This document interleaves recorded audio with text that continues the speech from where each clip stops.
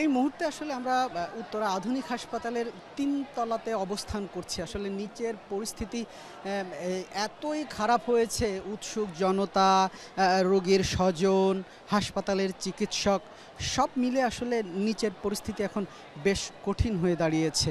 এই মুহূর্তে আসলে এখন কোনো অ্যাম্বুলেন্স, পুলিশের গাড়ি বা রোগী বহনকারী যে কোনো গাড়ি আসলে প্রবেশ করতে বেশ বেগ পেতে হচ্ছে।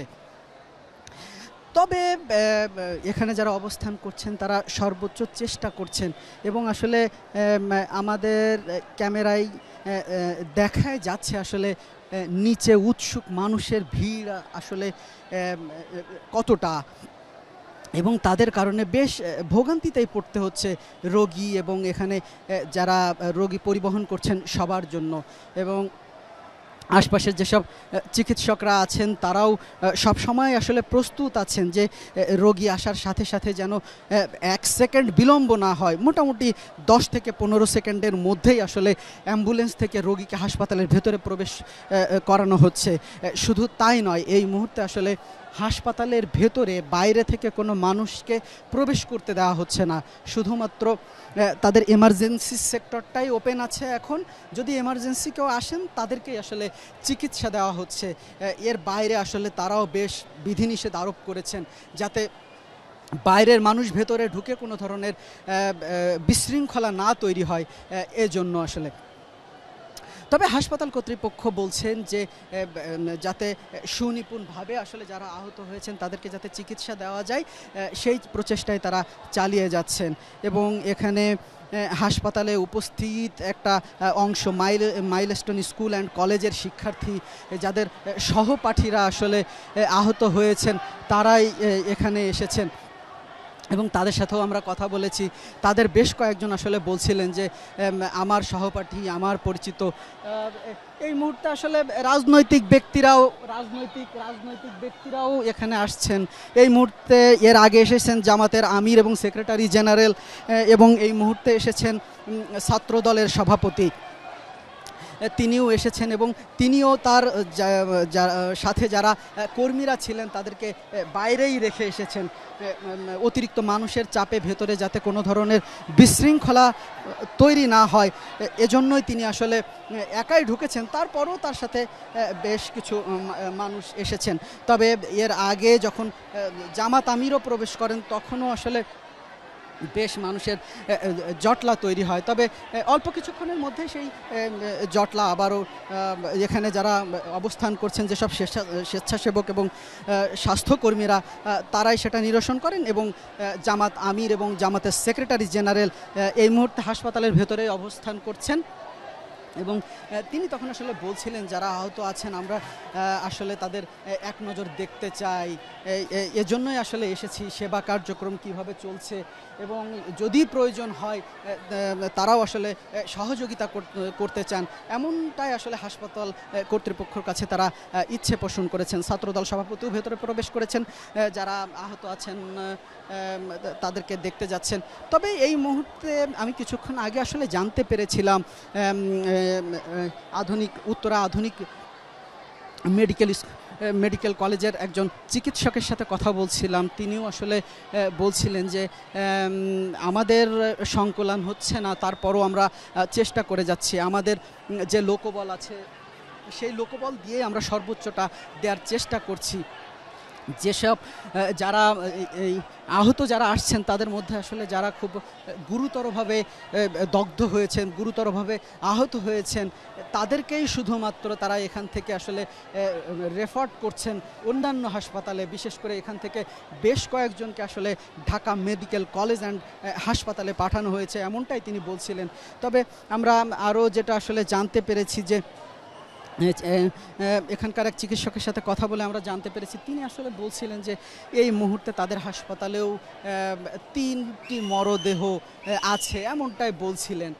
তবে তিনি আসলে বলছিলেন যে এখন বলা ঠিক হচ্ছে কিনা জানি না, তবে আমাদের এখানে আমি দেখেছি 3টা মরদেহ আছে, এমনটাই বলছিলেন। এবং একজন কর্মীর সাথে কথা বলেছিলাম, তিনি বলছিলেন 2 জন। তো এরকমই আর কি, 2 থেকে 3টি মরদেহ এখানে আছে, এমনটাই তারা বলছেন। এবং এখান থেকে আসলে এখান থেকে আসলে আমরা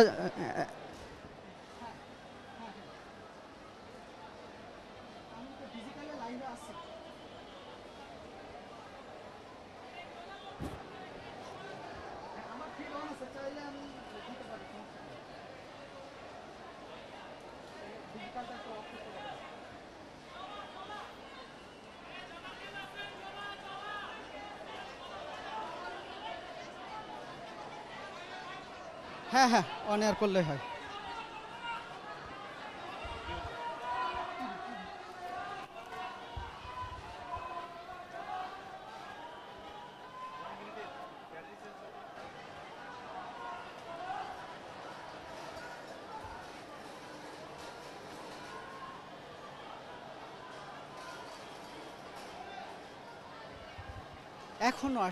এখনো আসছে আহত যেসব রোগীরা তাদের আমি সর্বশেষ কথা বলার পরে আরও 4-5টা অ্যাম্বুলেন্স এসেছে, শুধু অ্যাম্বুলেন্স না, বিভিন্ন ব্যক্তিগত গাড়িতে এসেছে, পুলিশের গাড়িতে এসেছে, ফায়ার সার্ভিসের যে অ্যাম্বুলেন্স সেই অ্যাম্বুলেন্সে করেও এসেছে। ইতিমধ্যে আসলে তারপরে আরও 20-এর অধিক আহত রোগীরা আসলে এখানে এসেছেন। এবং আমি এখন উত্তরা আধুনিক মেডিকেল কলেজের 3 তলায় অবস্থান করছি। মূল অংশে অবশ্য যাওয়া যাচ্ছে না, তবে আমরা সাইডের যে অংশটা আছে সেখান থেকে একটু দেখানোর চেষ্টা করছি যে নিচের অবস্থানটা আসলে দেখছেন যে এখানে আসলে স্বেচ্ছাসেবক এবং যেসব চিকিৎসা কর্মীরা আছেন তারাই আসলে তাদের সর্বোচ্চটা দিয়ে এখানে কাজ করে যাচ্ছেন, যে সাইরেন দিয়ে অ্যাম্বুলেন্স আসার সাথে সাথে আসলে তারা তাদের সর্বোচ্চটা দিয়ে কাজ করে যাচ্ছেন। আমরা যেটা এখানে প্রত্যক্ষ করছি, যেটা 10 থেকে 15 সেকেন্ডের মধ্যেই আসলে অ্যাম্বুলেন্স থেকে রুগীকে তারা নামিয়ে ফেলছেন। এর মধ্যে আমরা 20 জনের মতো যেসব রোগী দেখেছি, আসলে আমাদের ক্যামেরায় মানুষের এত উপচে পড়া ভিড়, উৎসুক মানুষের এত চাপ, সেই চাপের কারণে আমাদের ক্যামেরাতেও আমরা কতটা নিতে পেরেছি জানি না। তবে এই 20 জনের মধ্যে আমরা দগ্ধ দেখেছি 7 থেকে 8 জনের মতো, বেশ দগ্ধ এবং সেন্সলেস হয়ে এসেছেন বেশ কয়েকজন। আমরা সেন্সলেস অবস্থায় আসলে 8 জনের অধিক মানুষকে দেখেছি, যারা আসলে অজ্ঞান অবস্থায় এসেছেন। বেশ তাদেরকে ধরাধরি করে ভেতরে নিয়ে যাওয়া হয়েছে। দেখে আসলে তাদেরকে দেখে বাইরে থেকে আসলে জাজ করার মতো কোনো সুযোগ নেই আসলে তারা যে কতটা আহত হয়েছেন। তবে ইতিমধ্যে উত্তরা আধুনিক মেডিকেল কলেজ হাসপাতালে ছুঁই এটা বলাই যায়, কারণ আমরা একজন চিকিৎসকের সাথে কথা বলছিলাম, তিনি আসলে বলছিলেন যে 60 জনের অধিক ইতিমধ্যেই তারা এখানে চিকিৎসা দিচ্ছেন। আর তারপরে আরও 20 জনের অধিক আসলে এখানে দগ্ধ আহতরা এসেছেন। এর মধ্যে মাইলস্টোন স্কুল অ্যান্ড কলেজের বেশ কিছু কর্মকর্তা কর্মীকেও সম্ভবত আনা হয়েছে, যাদের ড্রেস দেখে আমরা এটা অনুমান করতে পারি এখানে আসলে কেউ সঠিক তথ্য দিতে পারছেন না, এজন্য আমরাও আসলে সঠিক তথ্যটা এই মুহূর্তে জানাতে পারছি না। এবং সেই কর্মকর্তাদের সংখ্যাও আমরা 8 জনের অধিক দেখেছি যারা ভেতরে প্রবেশ করেছেন। আমরা আরও একজন আহত ব্যক্তিকে আনা হচ্ছে, রিকশায় করে আনছেন এবং আমরা দেখছি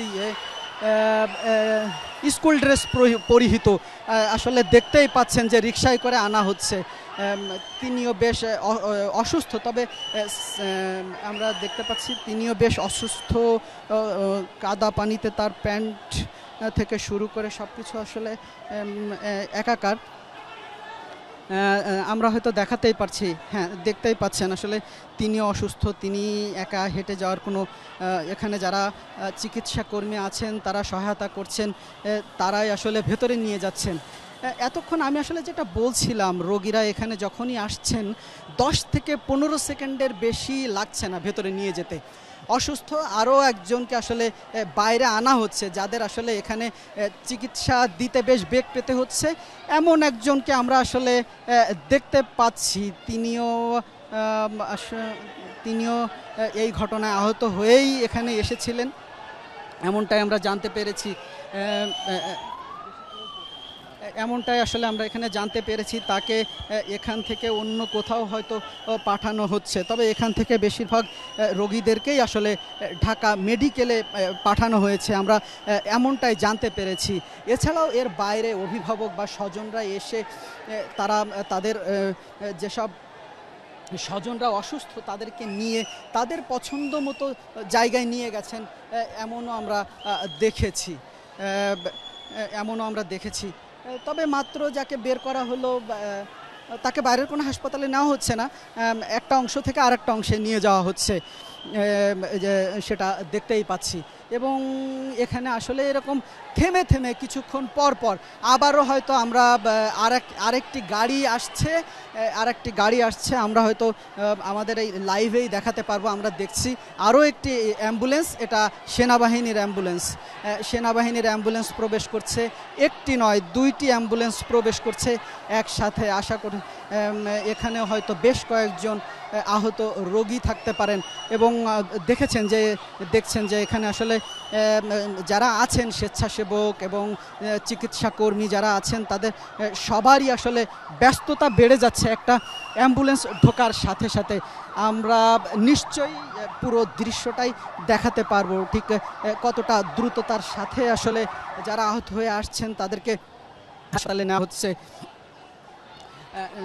সেনাবাহিনীর অ্যাম্বুলেন্সটি ভেতরে প্রবেশ করেছে, সাথে আরও একটি বাইরে অপেক্ষা করছে।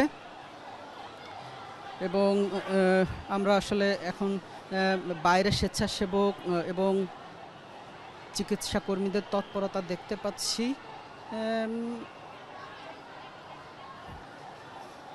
তবে এই অ্যাম্বুলেন্স থেকে আসলে আহত কাউকে আমরা বের হতে দেখছি না। অ্যাম্বুলেন্স থেকে আসলে সম্ভবত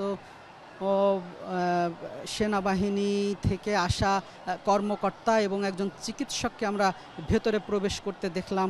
সম্ভবত যারা আহত হয়ে এসেছেন তাদেরকে আরও কতটা উন্নত চিকিৎসা দেওয়া যায় সে বিষয়ে হয়তো তারা কাজ করবেন, সে বিষয়ে হয়তো তারা খোঁজ খবর নেবেন, এমনটাই হতে পারে। তবে এই মুহূর্তে আসলে এখানকার অবস্থা আর আসলে হাসপাতালের বাইরের অবস্থাটা আরও ভয়াবহ রকমের। উৎসুক মানুষের চাপে আরও ভয়াবহ অবস্থা হয়ে দাঁড়িয়েছে। রাস্তা দিয়ে একটা গাড়ি চলাচলে বেশ বেগ পেতে হচ্ছে।